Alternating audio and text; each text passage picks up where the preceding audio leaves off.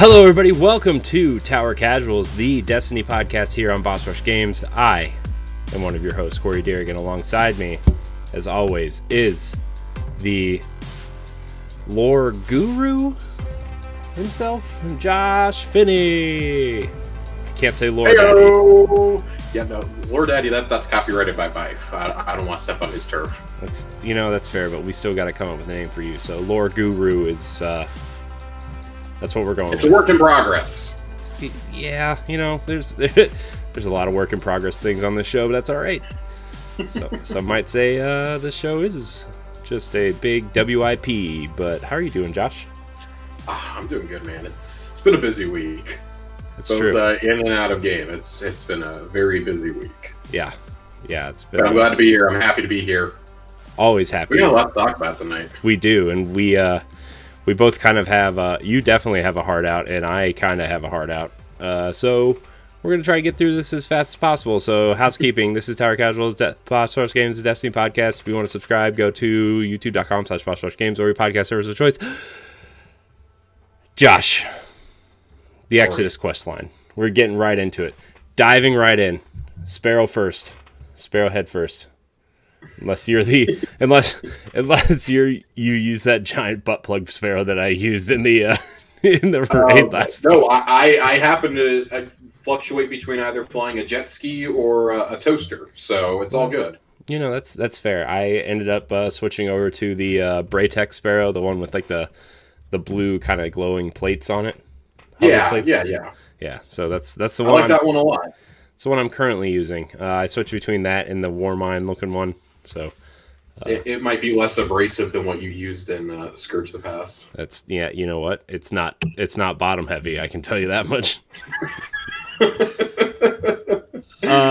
So there was a new exotic introduced this week, exotic quest, and then the Exodus quest line. Obviously, I'm still in the middle of that. That's what I'm going to be playing after the show. Try to get that part done. But how are you liking Ruinous Effigy?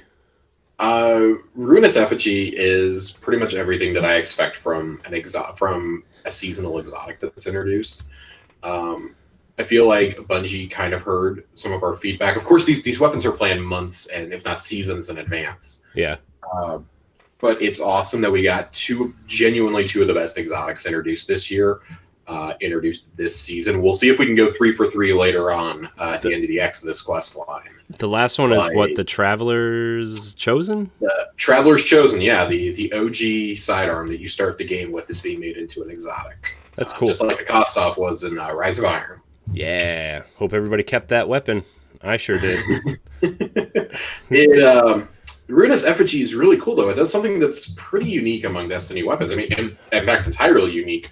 When you shoot enemies with the trace rifle, they turn, and this does work in the Crucible as well, they turn into little purple balls that either you or your teammates can pick up and use as these over-encompassing shields that as you run through mobs of enemies will severely damage, if not outright kill them all.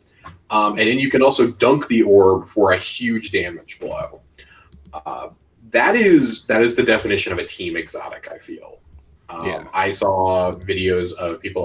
Grenader Jake, for anybody who's ever watched him on Twitch, he went flawless using it in trials. Ooh. And it's one of the funniest things I've ever seen is him getting doubles and triples in Game 7s with Ruinous Effigy. But it really opens up a whole new avenue of playstyle because it doesn't just affect enemies. We found out the other night in the Savathûn Song Strike, it actually will destroy the crystals you need to damage. Oh, really? If you just if you're holding the orb and you're projecting the aura around you and you walk near the orbs, it'll destroy all the orbs for you too. Seriously? Yes. Apparently it'll work with the tethers and Garden of Salvation as well. Mm. So it's very weird. It's not broken. The community has a tendency to say when something comes out and is just absurdly powerful and changes the game, oh my god, this is broken.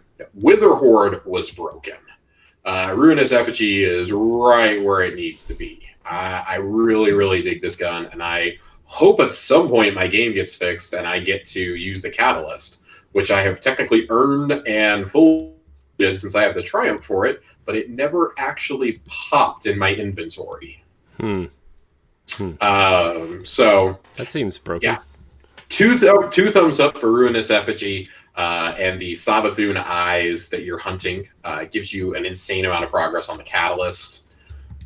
I need 5 more, I believe, just the 5 that are in prophecy to finish that up. Finish up that triumph for both seals, for Forerunner and Moments of Triumph. Awesome. So, and that's the quest you're going to go work on after this, right? Yeah. That's the one I'm on right now, actually. So yeah, that's the one I'm doing right after the recording of this show. So yeah, I'm very, very excited because Mitch, our friend Mitch, who we play Destiny with, got it, and he texted me today. He's like, I just got it, and this weapon is insane. It's stupid fun. When we were all in the Crucible the other night, Nerd Generalist and I were running around with it and just boinking people left and right. And it's momentum control on top of that, so people die in 1 or 2 hits anyways. Yeah. It's the ultimate troll gun. If you're dunking on people, you're playing against really bad people, or you're just a really good strategist. There's really no in between. You can't just run up on people and dunk it, usually. They have to be facing away from you, not focused at all. It is really, really, really fun, though. This and Witherhoard, man, Bungie, you've outdone yourselves. These are, to me, they're the coolest exotics you've done all year. This is, well, since Xenophage and Deathbringer, both of those are really cool too. But these genuinely alter the way that you're going to play the game, especially the catalyst for Witherhoard. It's stupid good. It's insultingly fun to use these guns. So definitely recommend everybody go and get that done before the end of the season. Because if it's anything like these other exotic quests, it will go away. Well, this actually will go away at the end of the season, since you have to go to all the planets that are being vaulted. Yeah. In order to even earn the gun. So yeah. So that's kind of the reason why I'm doing it now, because there's still a couple other I want to get. Like tomorrow, we're gonna try to get me Whisper before we raid. Yes, which I'm excited for. At some point this week too, I want to try to get Outbreak perfected. Man, both those quests, I can get to the boss room, and then I just fail every time I get there. So, but these are the first exotics that I really feel like I want to make part of my regular arsenal since Outbreak perfected. I like Deathbringer. Xenophage I tend to use a lot in my heavy slot, but sometimes you just can't beat old spike nades or especially this season swords. Right. Falling Guillotine is just, we were doing Spire Stars last night. I was just sorting the boss to death, and we failed the phase, but when we saw the raid report at the end, it said I did like 470k just by myself. Jeez. Swinging that stupid sword. With the sword mod you can buy from Drifter's Fun Box this season, standing in a well and having weapons of light, just having all these buffs on me, you could probably 2, maybe 3-man that boss. Wow. If you have everybody running the proper mods and nobody's getting booped off. It is stupid good. You should not be able to do that to any raid boss with a sword of all things, but Here we are. Wow. Wow. Yeah. Dude, I can't wait to run some of these raids. Which, by the way, we actually did Scourge of the Past this week. That was like the most fun I've had raiding in a long time. Yeah, so it's your first Destiny 2 raid that you've actually completed. I want to hear. It's not. I did. Oh, wait, I thought it was. Okay. I've completed Leviathan, just not on Xbox. I did it. We were running it weekly on PlayStation until some of our raid team. Someone on our raid team had a baby, and another one got married, and the other one just stopped playing. So, that's just kind of life. That's just how it goes. Right. But yeah, this is the most fun I've had, honestly, since Destiny 1 raiding. Mm-hmm. It kind of felt a lot like Wrath of the Machine in terms of like just the steps and moving through the raid, and then the wall of fire instead of the man crusher thing chasing you. Yeah, gang, we may or may not have just booted up the Sparrow race without telling the 3 people we were guiding through what was about to happen. And you just see 3 sparrows go zooming past them, and the subsequent screams. That is the hardest I have laughed in so long in this game. Yeah, well, the thing was, I was like, do I go through the gate? And everyone's like, yeah, go through the gate. But I was going to go through the gate where the fire was coming from, not the 2, like, because like when I said gate, I thought everybody was talking about the one with the holes in it, and then there's the one that actually opens up, kind of like, Jesus Christ's door from the and then I just kind of rode right into the fire, and I was like, oh, I don't think this is where I was supposed to go. It was definitely an experience, I'll put it that way. Yeah. That raid is always really fun, especially that portion of it is really fun to do with people who have never done it before. Yeah. Mitch got Anarchy. I know. Really jealous. I know. Really, really jealous. I know. And then he was like, I don't know if I know how to use this weapon correctly. It's definitely one of those that you can't just spam. You need to practice a little bit with. Yeah. But my friend John, when we did Scourge of the Past for the very first time, he got Anarchy to drop at the end. As our Sherpa is like, hey, did anybody get Anarchy to drop? John's like, I got it. What's Anarchy? And one of our Sherpas promptly quit. I have not heard from him since. He did not add me as a friend after that. The man had like 20-something completions and hadn't gotten it. Our other Sherpa, who's still on our friends list, had like 35 or something and hadn't gotten it. And here's this guy, his first ever raid in Destiny 1 or 2, and gets Anarchy. Yeah. I mean, that kind of reminds me of, not that I ran a raid to get it, but that reminds me of when I got Galahorn. Like, yeah. Remember in Destiny Year 1, when House of Wolves came along, we had this little thing called Prison of Elders, which I honestly kind of miss. But your first time through, you're guaranteed to open the chest and get an exotic. And I got Galahorn out of that chest. It was awesome. While we're reminiscing, we actually do have a question about Galahorn later on that I'm very excited to address. But I remember getting it the first time we completed a Nightfall. It was the Nexus Strike on Venus. It took us like 2 hours to finish this thing because we were just like creeping through, sniping everything we could, and like just hiding to use special ammo synths. We got to the boss, and instead of going down to the floor, we climbed up into the rafters because we found a spot. If you jumped around enough, you could get to it. Where we were just crouched behind, and after you ran out of ammo, you just ducked back and let the other person come out with that or with their heavy or whatever. Finally kill the boss. Like, we're just sitting there forever doing this. Finally kill the boss, go down there, and I got Galahorn out of it. And one of the guys that used to run with me and my best friend was like, oh, who would ever waste their exotic in the heavy slot? He was one of those guys.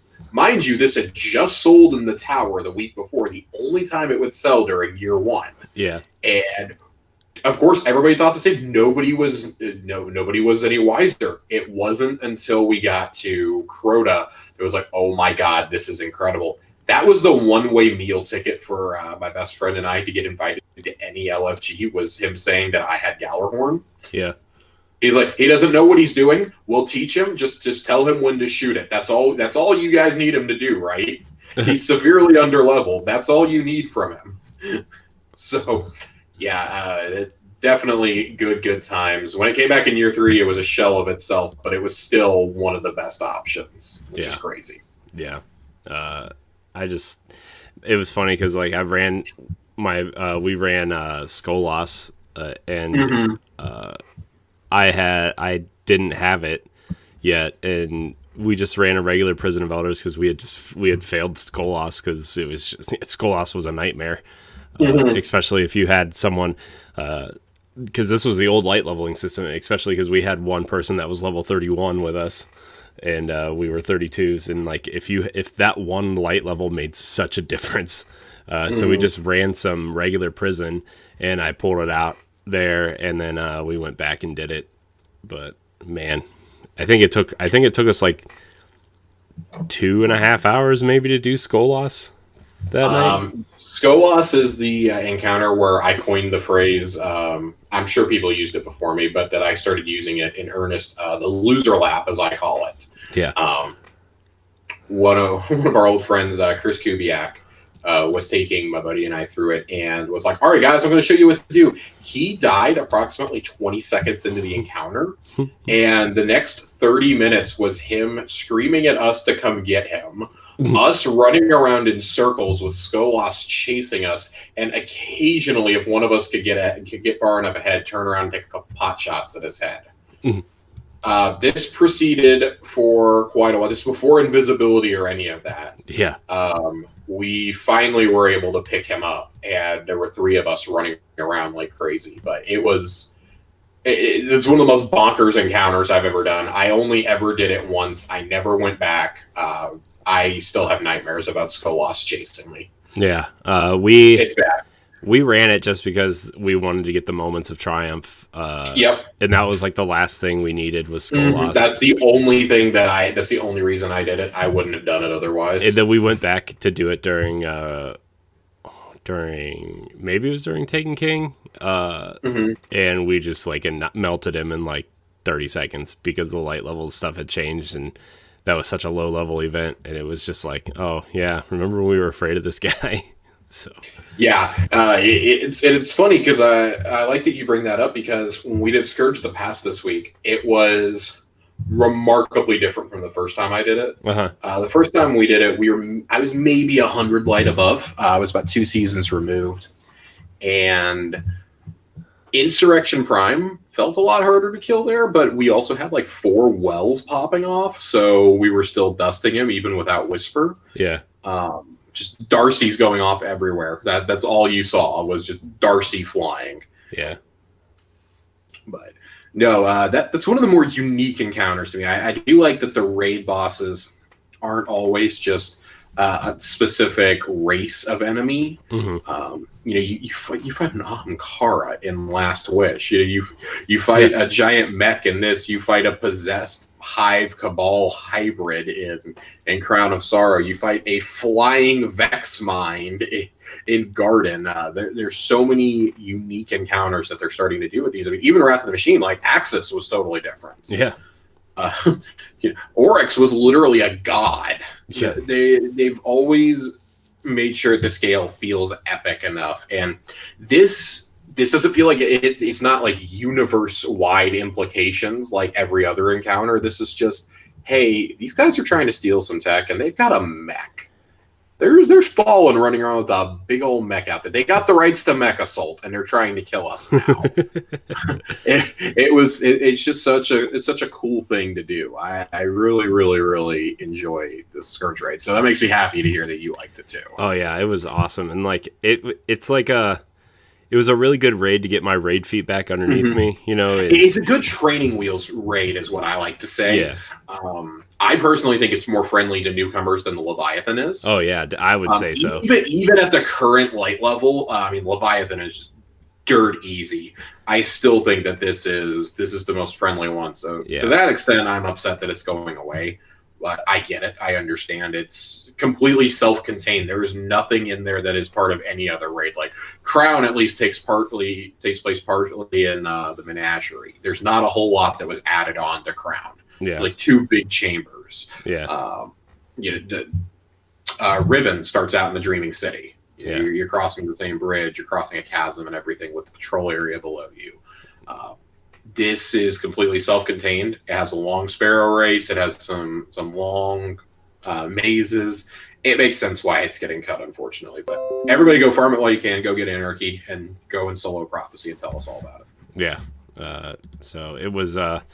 Yeah, like Mitch and I were kind of talking. We were like, this was because, like, no offense to our old raid team, but they were pretty sweaty tryhards, like hardcore, and like, you know, we were there because, like, I mean, we knew what our job was and we knew how to do it and everything, but like, we weren't nearly as hardcore as they were, right? And this just felt really good to get back into a raid, not only just a raid, but like a raid team that kind of is on a similar level as us, I would say, in Right. terms of like time and things that we would like to do within the time that we have and everything. So, I mean, it's like I told you guys when we started. I don't mind when people ask questions. Like, ask all the questions you want. I'd rather you ask a question, like a million of them, before the first encounter or before an encounter starts or after we wipe or something to get clarification, than to go 15, 20 tries and go, well, I'm not really understanding this. And, you being the reason why we failed at multiple times. Like, just ask questions. Like, no one's going to get upset with you for asking a question. We get upset when you don't ask questions. We get upset when you don't flat out say, I don't know what I'm doing. Like, I still get confused in Crown of Sorrow. I get confused in, the Vault encounter and Last Wish. Like, I've only done those a couple of times. yeah. Scourge, I've only done a few times, but I feel comfortable trying to teach that to someone new at the same time. Like, I know my place in there, and mine is to guide, basically guide everyone. Yeah. And I have the complicated job. I felt really comfortable just protecting up there, to be honest. The protector is far less important now than it used to be. It used to be absolutely bonkers. Yeah. In the first encounter, I would still say it's pretty necessary with all the snipers, but the boss encounter, man, we could almost have you out there just damaging the boss. Things would be shooting me while I'm reading the map, and I'm just like, yeah, I see my health bar is like barely ticking down with each shot. Yeah. But when a servitor shows up, okay, maybe I should take care of a servitor or two. But other than that, not bad at all. It's definitely simpler. Yeah, I think all the fallen that came down from above, I think I was just literally punching them all and then throwing the grenade at the servitor and then shooting it. So yeah, it's a really, really good first raid. Like, if you're listening to this and you haven't raided because you're intimidated by it, this is a really, really good raid for you to go in and decide, do I want to do more raids or not? Because it does not get much more beginner friendly than this. There's really only, if you're not on the away team, there's really only like 2 encounters. It's the first encounter and the boss. Like, you can pretty much just chill up top if you don't know what you're doing during the pre-boss encounter. Just shoot the servitor when it shows up. It dies super fast now. Yeah, I think pretty much all you have to do. Yeah, I think the only thing that I don't like, even just from doing it once, I think the only thing I'm not sure of is that encounter before the boss when you guys were underground. I think that's the only place where I'm like, well, if I had to go underground, I'm not sure what I would have to do. It's, again, like, drastically easier now with the higher light level. It was pretty sweaty when I did it. Yeah. My first run. Now it's just like, I'm kind of taking like a leisurely stroll down here. Yeah. And pop things with shields. Like, that's the only thing that really had to be different was the shields come down from up above. So, like, oh, hey, pop just a handful of those shields and it'll help us out a bit. But all we did on there is just melee a couple symbols each and then come up and get tanks and start shooting. Yeah. It's not bad. It's definitely more beginner friendly than Spire of Stars, which is the one I'm working on and will be going back to momentarily. Yeah. Talk about that one for a minute. Like, Spire of Stars is I'm so behind on like catching up on raid. Like, Spire of Stars was the one before Garden of Salvation? Spire of Stars was the final raid of year 1. It was the second raid layer. Okay. And the premise is Callus has called us to the Leviathan to help with defeating an invading Cabal force that is seeking to usurp him. Remnants of Gaul's Red Legion, and so we do an encounter to enter the catacombs of the Leviathan, do a very long, weird jumping puzzle while holding a ball. There's a ball, a glowing ball, and you get a greed debuff as you hold it. If it hits 10, you die. Cool. And that's a recurring mechanic throughout the raid, the jumping puzzle, everything. It gets a little wacky. It's pretty fun. During the boss fight, you have to charge the ball and get sent to somebody with a specific buff. The Superior Retainer has to go to space and blow up spaceships with it. Ooh. Which is really fun, unless it bounces off because you forgot to charge it on the way up. Oh. After you've been at it for like an hour, you're bound to start forgetting to do it. AKA me. That boss fight is just bonkers. It is one of the most chaotic boss fights, I think, in the whole franchise. So the pre-boss phase, you're only having to read out one symbol. You fly up, you read one symbol out, and that's where you have to charge the ball and throw it into that hole. And then you have to get it another ball, charge it, go back to space, and blow the ship up. You have to do that 3 times. During the boss phase, you have to go up. There's 2 ships now. There's 2 balls down there. And the second time when you fly, somebody else has to go up with you, blow them up. You get 3 more balls spit at you, but in varying amounts. You have a timer ticking down this entire time, by the way. But every time you complete a phase, it resets for you. It's this big pillar of blue fire, and as it dwindles, it'll turn red. If it turns red, you're going to wipe. It's basically an enraged mechanic. Once you have all 3 balls and you're juggling them between your team, you can't hold it for more than about 10 seconds, and it takes about 20 seconds for your debuff to disappear completely. You have to peg a robot, which will then break the boss's shield and then do as much damage as you can in like 15, 20 seconds. We may or may not have taken the falling guillotine sword and just beat the ever-loving shit out of the boss, which was really, really entertaining. I was just standing in a bubble wailing on him. But yeah, it's we're hoping to wrap that up tonight. We fell just shy of finishing it last night. It's mechanically, it's one of the harder ones. I'd put it up there with Garden of Salvation in terms of if you don't understand the mechanic, like if even one person is unsure, you're going to be pretty screwed. But it can be fun. It's fun to be the person who goes to space. It's not necessarily fun to be trying to figure out how to coordinate 3 people to throw glowing balls at a robot at once. Yeah. So, I mean, it sounds awful, honestly. Trying to juggle the balls to 3 people. Like that's just like, when it kind of reminds me of. It almost reminds me a little bit of the way we were running totems in King's Fall, where like you had to make sure like you were juggling, like somebody was on the plate, somebody was in the middle, somebody was running, like. But it's almost that exact same mechanic. Yo, is it okay? It's very similar to that mechanic. It's just there's so much, and there's so many ads in that part. Like the ads aren't even a problem. It's just even if they're weak, like ads can become overwhelming. And there's four outside plates. There's 3 inside ones. You have to remember what part of the encounter do you go to certain ones. When do you start booking it to the back to line up in what we call the demented conga line? Oh, jeez. A ball gets spit out when you clear the first wave of ads at the very beginning, and if you don't pass the ball between everyone and throw it at the boss in like 15 seconds, you all die. And it randomizes what side of the room it gets shot to when it does it. So yeah, we call it the demented conga line because you have to be facing somebody to receive it, and then you have to turn and throw it. So it's just boop, boop, boop, boop, boop, boop, boop, boop, all down the line. Nice.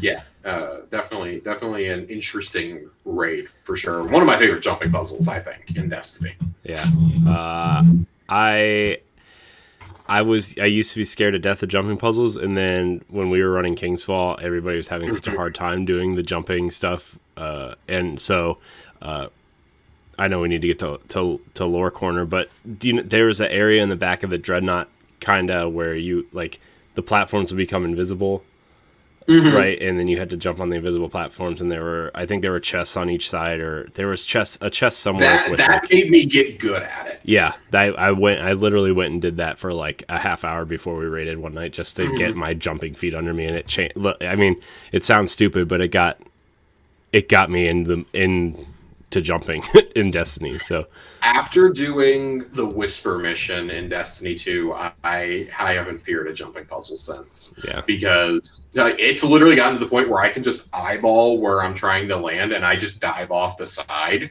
I love doing it with people who've never run Whisper before or never completed. They're like, "Oh my god, what are you doing?" And I'm like, "Wait for it!" Like, 'cause I'm just like plummeting down, and then boop, boop, and I'm on the platform that I need to be. You're insane! Like, I just skipped the entire wall of dicks. I just skip it. Yeah, you just dive off Assassin's Creed style and hope for the best. Yeah. So yeah, we're gonna actually pivot into Lore Corner because we actually only have about 10 to 15 minutes left. So, Josh, hit me with some sweet lore. All right. right, today's Lore Corner, it's going to be a two-parter. We're going to talk about two of our favorite Fallen buddies, kind of pick up where we were last week with Aramis. We are going to talk about Variks first. Variks, the Wise, whatever you want to call him. For a quick refresher for anybody who didn't play Destiny 1 or hasn't booted it up in a while, Variks was the vendor for the Prison of Elders event that Corey and I were talking about earlier.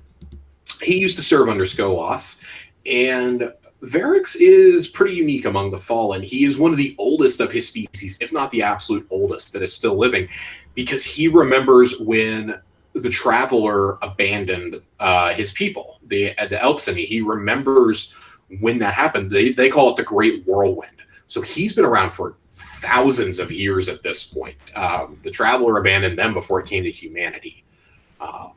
And they pursued the Traveler across the galaxy. Variks doesn't hate humanity. In fact, he's actually a little bit jealous of us because the Traveler chose us.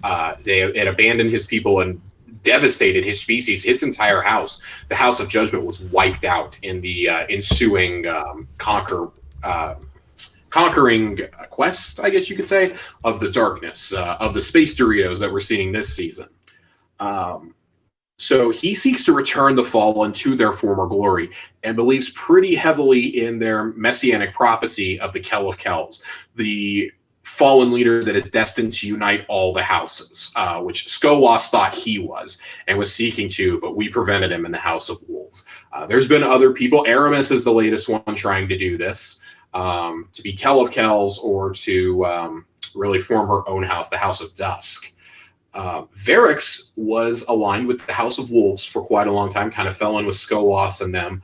Skolas sought to humiliate Variks, though, and removed his arms. Removing arms from a Fallen demotes them to a dreg, but he removed different arms from them in order to make it to where Variks has mechanical arms now on the top. He's kind of a hybrid. He's an outcast among even his own people. And when Skolas decided to attack civilians, Variks drew a line in the sand and said, I'm not doing this, and met with Uldren's crows, Uldren's spies, and he defected to the reef with the few that were still loyal to him. That led to the capture of Skolas and set in motion eventually the events of the House of Wolves.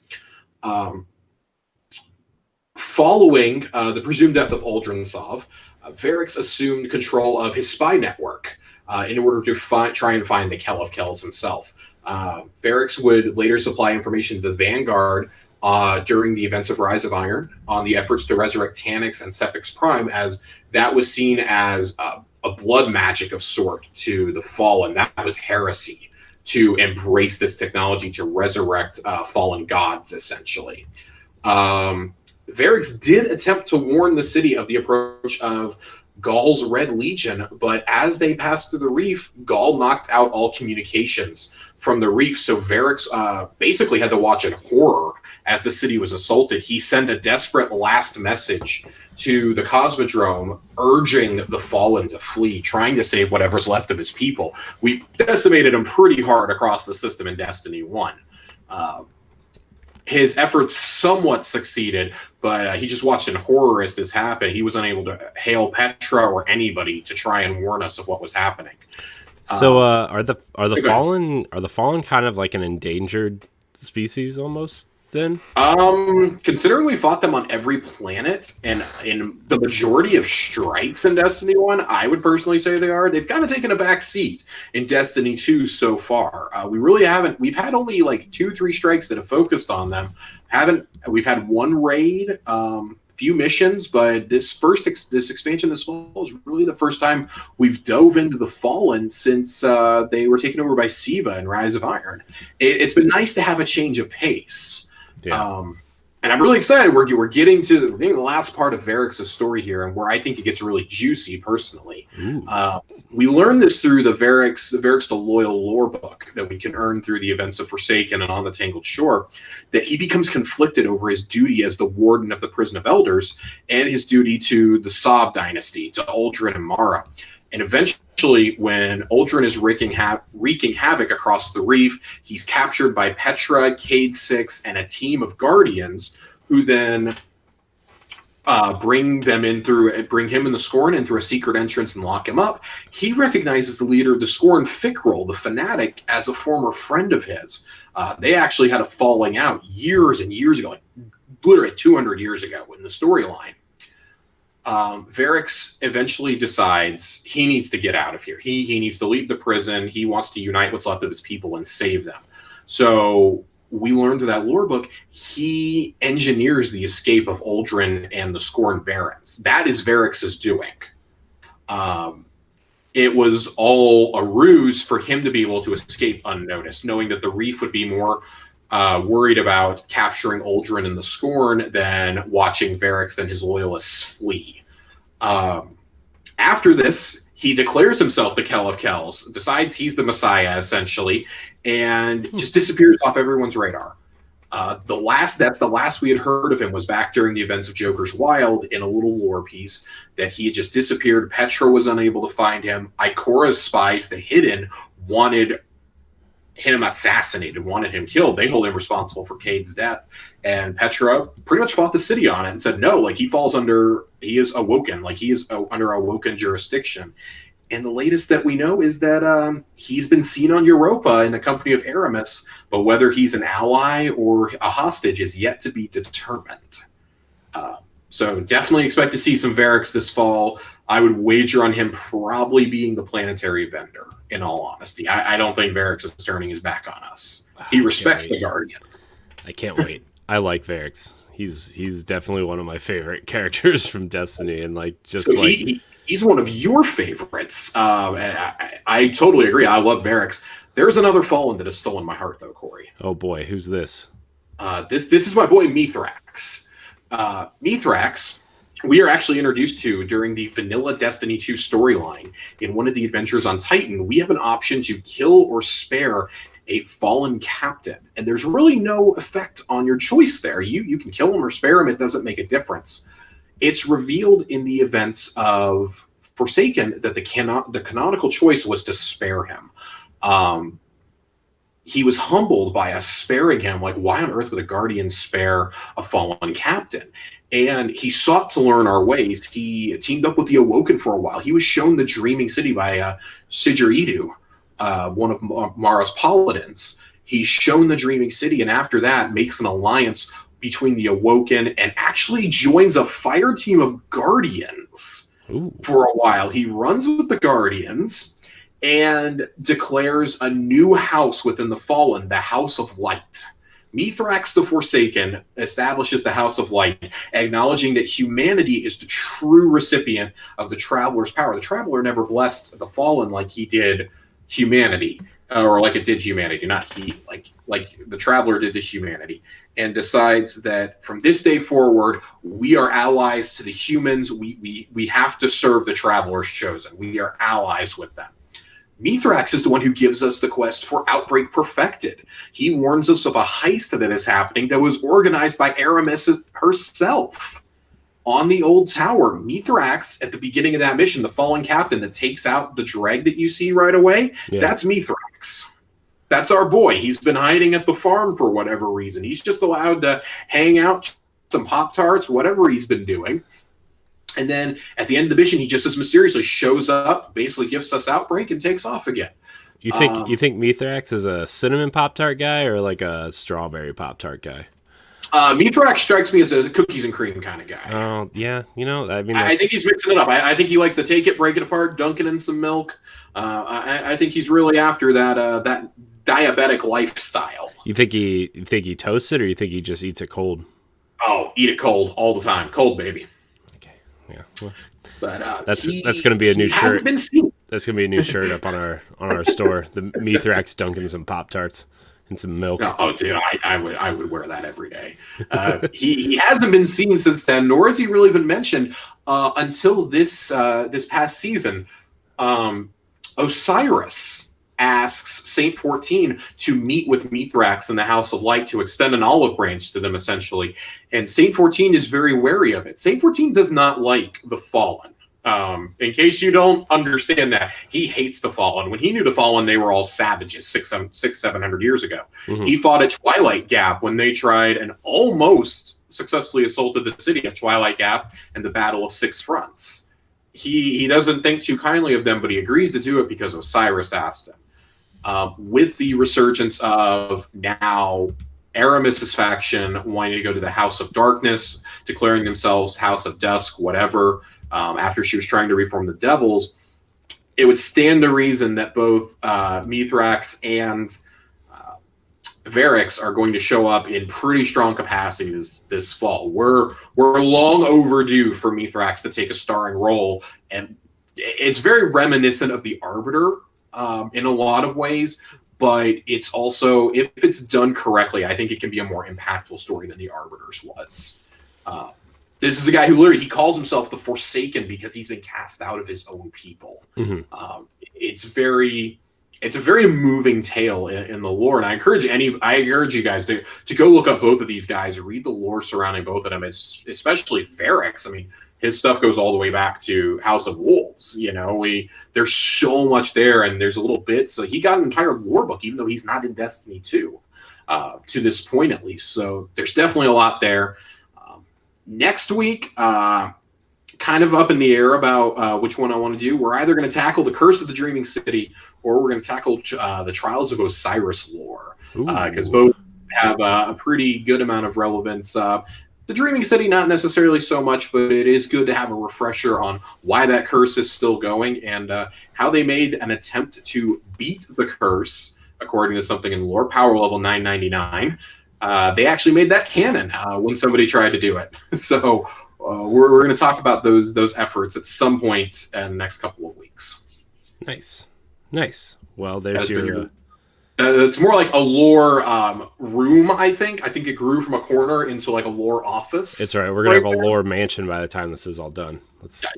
Quite possibly. This is part 2 of like a 10-part series right now. So yeah. I'm just saying, it's we're going to build a house here. So plus, like I said, I'm trying to break out all the lore stuff from our discussions and kind of put it in its own little section on the website and the YouTube page. So hopefully you guys check that out. But Josh, I know you got to go raid. I got to go grind for this weapon. I want to thank everybody for watching and or listening to Tower Casuals podcast. It comes out on your podcast service every Thursday on your podcast service of choice. You can subscribe. I do want to mention real quick, and not to cut you off, I do want to mention real quick, we had a couple questions this week. We're going to tackle those at a later date. We did not forget your questions. I have them written down. We're waiting for kind of a more appropriate time to bring those up. because we are going to talk about Gallarhorn and the Cosmodrome a bit more coming up in a few weeks, and that's when we're going to address that question. And then we had one about transmogging and collections, which I did not feel like we could sufficiently get an answer in a 24-hour span, really. Yeah. So definitely want a little bit more time to formulate an articulate answer on that one. But those are coming. We did not forget your questions, guys. Yeah. Also, you can follow Tower Casuals on Twitter now. It's just at Tower Casuals. Also, I want to shout out and let everybody know that we're going to probably start having a rotating third chair pop in and out maybe every week, every once in a while. So just to let you guys know, Josh and I just kind of wanted to clean up the rest of this before we got back into a third member on our fire team here. So Spooklight, Nerd Generalist, Colonel Panic, Mitch, we're not forgetting about anybody. Just wanted to...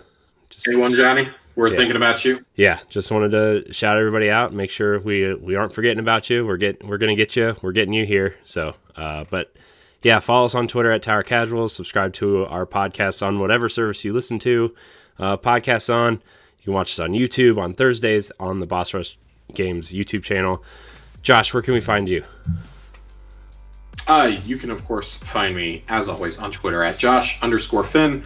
It's Finn with 2 N's.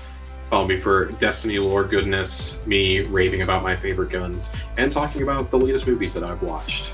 Y'all should all go watch Palm Springs on Hulu. That's my shameless plug. Go watch it. It's my favorite movie of the year. Nice.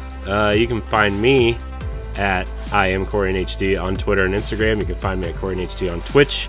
You can follow us there, and also check out all of our content and our podcasts on BossRushGames.com.